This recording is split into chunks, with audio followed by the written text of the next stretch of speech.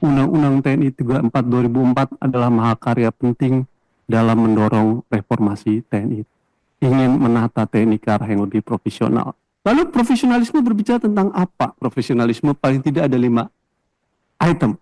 Well paid, well trained, well equipped, well educated, and well missioned.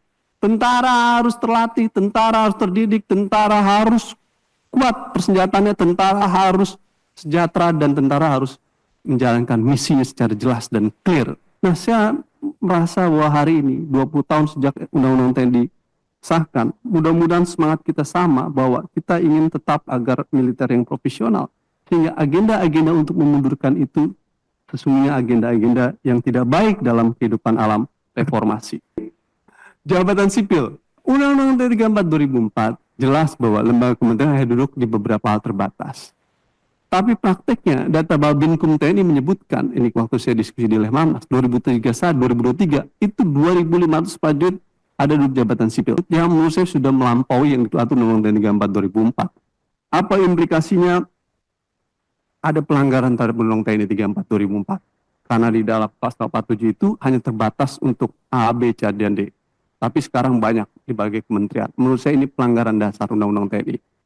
Dan hal yang paling kontroversial adalah pengangkatan Mayor Teddy sebagai sekretaris kabinet yang kemudian dirubah di bawah sekretaris militer karena sekretaris kabinet jabatannya ditaruh di bawah sekretaris militer. Wah, perdebatan pelik dan kompleks yang menurut saya itu jelas melanggar Undang-Undang TNI 34 2004. Jika dan kalau ingin masuk, pensiun dinilah. Supaya apa? Supaya tidak ada loyalitas ganda. Kalau mereka masih aktif, loyalitasnya kemana? Ke Pak Menterinya, apa ke Panglima TNI? Saya pastikan ke Panglima TNI. Pastikan ke Kapolri, bukan pada menterinya.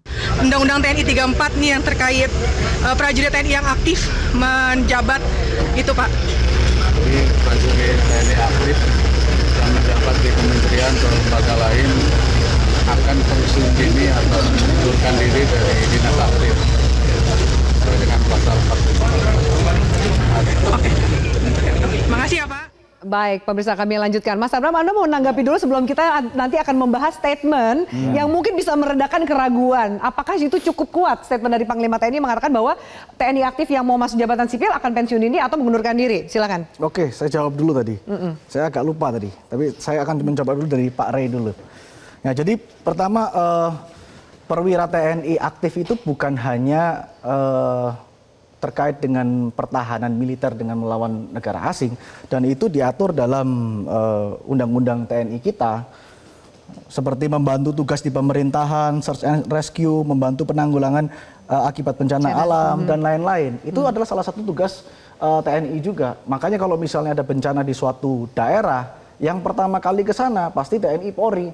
Dan itu sebetulnya nggak ada dana cadangan mereka untuk melakukan penanggulangan bencana itu. Mereka melakukan itu dengan merogoh koceknya sendiri. Jadi satu yang ingin saya sampaikan bahwa yang disampaikan terkait dengan ketahanan pangan dan lain-lain itu tidak melanggar undang-undang, dan itu termasuk juga amanah dari Undang-Undang 34 tahun 2004. Tapi yang disorotnya bukan ketahanan pangan, bukan, tapi Mayor Teddy dan itu juga maksud saya. Kepala Bulog gitu loh. Bukan itu maksud saya. Iya. Anda bisa buat aturan lebih dari itu kalau Anda mau, dan Anda akan merujuknya nggak melanggar aturan. Bahwa TNI itu bisa berprofesi guru sesuai dengan pasal ini. Bahwa TNI itu bisa berprofesi sebagai MC sesuai dengan pasal ini. Anda atur aja. Apa hubungannya? Ini bagian dari ketahanan nasional loh. Iya. Nanti kalau murid-murid kita ini anak-anak sekolah nggak mengerti NKRI macam-macam. Jadi maksudnya itu semua bisa dibikin. Itu maksud saya. Itu maksud saya. Saya jawab. Jadi kalau Bung ini mendasarkan pada undang-undang, itulah sekarang. Apakah mau Anda buat undang-undang yang spiritnya adalah demokrasi atau undang-undang yang suka-suka? Kepentingan. Iya, itu maksud saya. Oke, silakan Mas Abram. Kita harus kembali lagi ke sistem hukum kita. Sistem hukum kita ini adalah civil law, menganut Eropa kontinental, bukan Anglo-Saxon. Artinya apa? Kita menjunjung tinggi namanya hukum positif.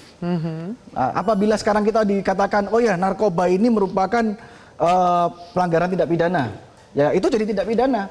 Tapi apabila dibilang narkoba ini bukan tindak pidana, ya berarti bukan tindak pidana. Iya. Itu dulu. Nah, itu dulu. Itu setuju kita. Nah, itu Yang dulu. saya mau katakan, Nah, Bung, sebentar. kalau Anda mau mendasarkan semua persoalan ini pada aturan, tinggal Anda perluas aturannya. Sebentar dulu, Pak. Itu maksud Sebentar saya. dulu, sebentar dulu. Anda tinggal rujuk itu nanti. Oke. Kalau tentara Di aturan jadi ada, kurang lebih iya, seperti kalau itu. tentara Oke, jadi baik. guru, Sebentar boleh, dulu. boleh ada aturannya Sebentar udah dulu. kita buat. Oke. Ini kan Nah, gitu. argumentasi yang dibangun adalah tidak perlu melakukan revisi Undang-Undang TNI. Sedangkan yang kita diskusikan sekarang bahwa aturannya itu sudah ada.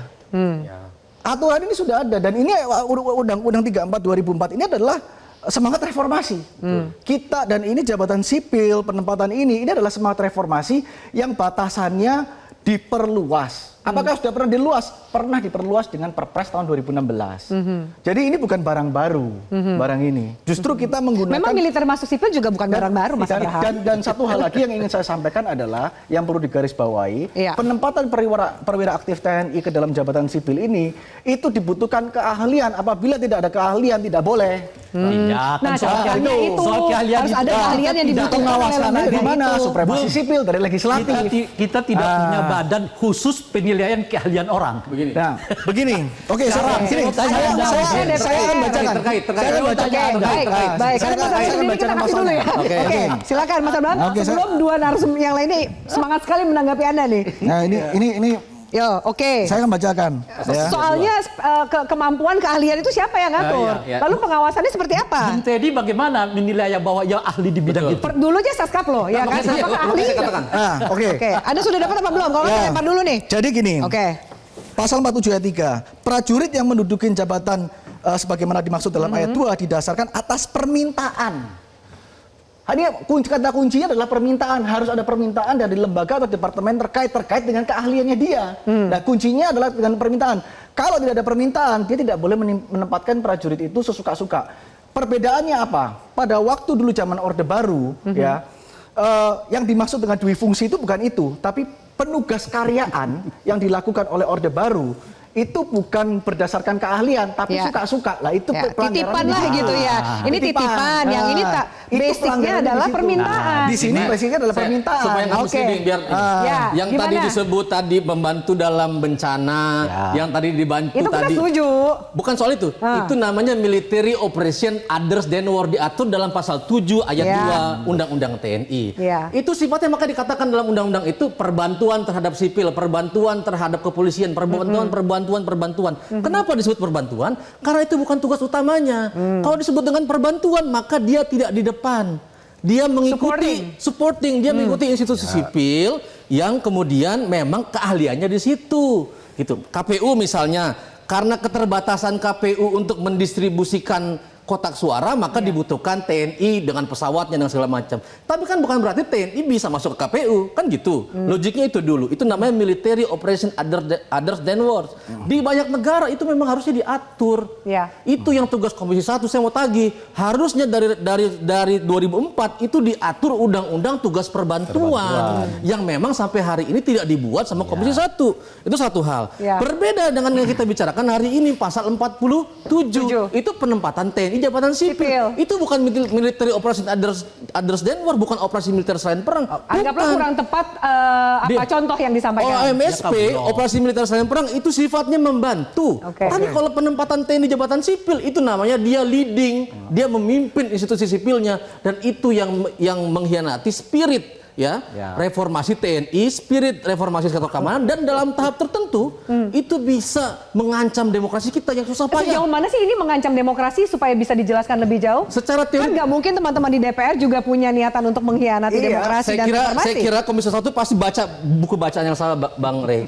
Ada misalnya Albert Cohen, dia mengatakan dia peneliti soal reformasi sektor keamanan. Kalau militer dia fokusnya ke dalam perusahaan dalam, maka hubungan sipil militer itu menjadi kacau. Kacaunya apa? Bisa terjadi pelanggaran HAM, bisa terjadi kekerasan dan lain sebagainya. Bahkan dalam tahap tertentu seperti Myanmar, seperti Thailand, terjadi kudeta dan junta militer. Itu kalau militernya fokusnya ke dalam. Kalau kita tarik militer misalnya fokus nanam nanam jagung jadi singkong. Food estate lah gitu ya. ketahanan Militer jadi supirin traktornya John Lynn Group misalnya di Merauke, militer jadi ngurus beras di Bulog, itu yang terjadi.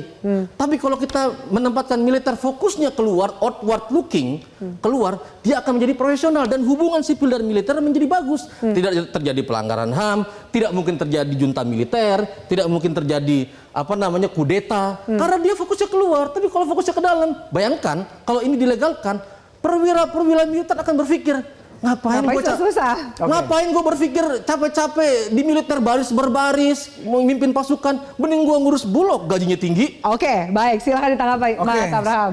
Mungkin saya mau tanya dulu, boleh ya? Silakan. Anda setuju nggak kalau misalnya kepala BSSN dijabat oleh perwira aktif? Nggak. Saya nggak setuju. Alasannya apa? Karena itu membutuhkan spesialisasi, Mas, spesifikasi keahlian. Ini saya punya jawaban yang berbeda. Karena itu menurut saya harus dan paling tidak yang memiliki kemampuan militer. Kenapa? Itu sudah terjadi di banyak negara. Di Singapura juga ada Matra Siber. Itu udah defense-nya mereka 24 jam. Oh, itu berbeda. Matra Siber berbeda dengan BSSN yang sipil. Tunggu dulu, Pak. Karena kita belum punya Matra Siber ini. Kita belum punya Matra Siber. Kepala BSSN digunakan untuk menjaga keamanan siber negara. Di Jepang pun juga seperti itu, dibutuhkan keahlian dalam militernya. Yang saya sebutkan tadi terkait dengan pasal 7 ayat 2 itu merupakan perluasan karena ada ancaman global yang berkembang, sedangkan undang-undang kita ini tahun 2004. Saya kasih contoh ini. Saya kasih analogi contoh ya. Menurut Mbak, ekstasi itu, jangan tanya saya. Ya, menurut Mas, ekstasi itu narkoba atau bukan? Narkoba. Narkoba. Tahu dari mana Anda itu narkoba? Ya karena itu masuk dalam klasifikasi yang ditetapkan oleh BNN. Karena ada undang-undang narkotika tahun 2009. Yes. Bahwa ekstasi adalah narkoba, ada klasifikasinya. Yes. Pertanyaan saya, sebelum tahun 2009, ekstasi itu narkoba bukan? Ada yang ditangkap nggak gara-gara itu narkoba? Sebelum tahun 2009? Saya nggak tahu. Saya jawab, ada. Dasar hukumnya apa? Belum ada undang-undang narkotika. Dasar hukumnya adalah perluasan dari KUHP obat-obatan terlarang. Ekstasi belum disebutkan sebagai narkotika di situ. Sama dengan ini, undang-undang kita ini sudah outdated dan ancaman terus berjalan. Dan kita mulai di tahun 2012 itu sudah ada terkait dengan ketahanan pangan dan dibutuhkan urgensi ini untuk memasukkan perwira aktif atau yang memiliki keahlian di jabatan-jabatan sipil. Ini yang salah sesat pikir ini. Ini mencampur adukan mana ancaman militer, mana ancaman non militer. Bukan, yang saya sebutkan BSSN itu ancamannya non militer. Ancaman militer harusnya ditangani oleh TNI, Matra Siber itu yang kita dukung untuk dibangun. Matra Sibernya belum ada. Sebentar. Karena itu belum dibangun, jangan dimasukin bukan gitu. berarti tidak boleh di sana. Sama halnya dengan BIN. Sama halnya dengan BIN misalnya. BIN itu sipil dia berbeda dengan militer. Itu oleh karena itu ada BAIS, ada BIN. Ini kan tidak mencampur adukan begini. dua masalah yang sama. Saya menanggapi pernyataan Bang Hussein yang menyatakan bahwa pasal 7 ayat 2 itu adalah sebagai perbantuan. Nah, saya bicara dalam konteks hukum ini. Saya bicara dalam konteks hukum dulu nih, ya kan. Jadi makanya saya memberikan analogi seperti itu karena Anda bicara terkait dengan perbantuan. Makanya saya berikan analogi seperti itu. Bukan saya tadi, Anda yang ngomong pertamanya. Nah, yang kedua, Anda bicara terkait dengan 2.500 dan lain-lain. Seperti yang Anda sampaikan, BIN dan lain-lain itu juga termasuk jabatan sipil. Yes. Dan perwira aktif BIN itu nasional. Itu saya rasa sangat lumrah untuk mendapatkan angka 2.500 itu dijamin oleh undang-undang, Pak. Enggak, kita harus membaca suasana pembentukan undang-undang pada tahun 2004. Pada saat itu. Mohon maaf ya, bagi saya sederhana aja. Saya boleh tanya nggak? Apa hakikat dari reformasi? Bagi saya sederhana aja. Anda mau memperluas keterlibatan TNI. Memperluas dan membatasi, titik. Memperluas dan membatasi. Kenapa lo batasi? Karena harus dibatasi, harus jelas. Ya, kalau begitu dibatasi dengan yang kemarin itu apa susahnya? Pak, saya sudah bilang, undang-undang tahun 2004 sudah tidak relevan. Tidak relevan karena menurut Anda kurang luas. Bukan kurang luas, sudah tidak relevan dengan ancaman global yang sudah ada. Ancaman global. Kalau ancamannya dihadapi tidak dengan model itu, Maksudnya? Loh, Enggak, maksudnya gimana? Tunggu, maksudnya gimana, Coba Pak? kita dengarkan Bang Maksudnya Ray dulu. gimana?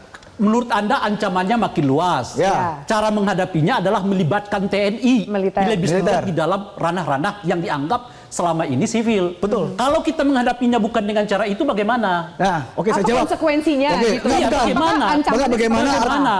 Oke, saya jawab. Tantangan perang di dunia ini sama saja. Bagi Indonesia, bagi Amerika, macam-macam itu sama. Oke. Sesuai dengan perkembangan teknologi itu. Oke. Tapi apakah mereka memperluas kewenangan TNI, militer termasuk mereka. dalam? Begini, saya selalu tidak sepakat apabila Anda menyamakan kondisi kita dengan yang di luar Oh, negeri. iya. Nah, sebentar, kita Iya. harus dibedakan. Ya, Dan apabila Anda Oleh karena itu jangan coba-coba beri contoh Singapura dengan Dengan BSN, Oh, bukan. Jepang dengan BSN. Karena itu ancaman global. Bagaimana? Itu berbeda. Anda yang memulai mencoba Enggak, itu ancaman global, membanding-bandingkan Pak. Indonesia. Itu harus berbeda, itu ancaman global. Saya akan jawab, kenapa kok misalnya saya kasih contoh ketahanan pangan, kenapa kok perlu perwira aktif? Dalam ketahanan pangan itu adalah yang salah satunya adalah terkait dengan logistik. Kita butuh kedisiplinan militer, kita butuh keahlian mereka, kita butuh jaringan mereka sampai di daerah. Anda harus tahu, Anda coba ke Kodam Udayana. Anda lihat di sana di Bali. Ini apa terlalu nyari-nyari Enggak, argumen. ini- Butuh disiplin bahwa seolah-olah kalau sipil nggak Nggak disiplin. disiplin. Ya. Butuh apa lagi? Padahal kita sama-sama sipil. Jaringan. Seolah-olah Begini, nggak Pak. sipil ini nggak. Begini, Pak. Anda orang partai loh. Gini Apa Pak, spesifiknya militer yang dimiliki oleh militer? Anda sebagai orang partai Ya. jauh lebih bisa membangun komunikasi dan Yes. jaringan Nah, ini dengan kesetaraan. Segini, Militer Pak. itu strukturalis. itu nggak bisa. TNI itu punya namanya chain of command. Iya. Dia punya chain of command. Dalam partai kita nggak, kita Berbeda bebas. boleh. Kita bebas berbeda pendapat dan kita ya saya nggak mau masuk ke dalam partai lah. Intinya Pak, dalam itu militer makanya. itu ada namanya chain Apakah of itu command. memudahkan eksekusi Sudah ketika pasti. chain of Kalau- command? Sudah membangun pasti. jaringan. Buktinya apa? Buktinya apa? Buktinya adalah COVID-19.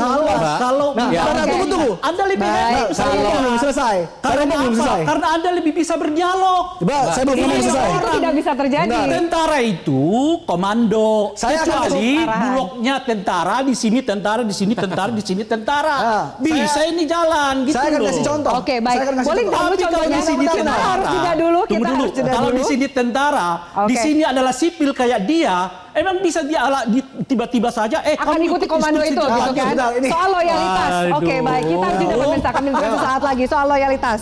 Baik, usai jeda.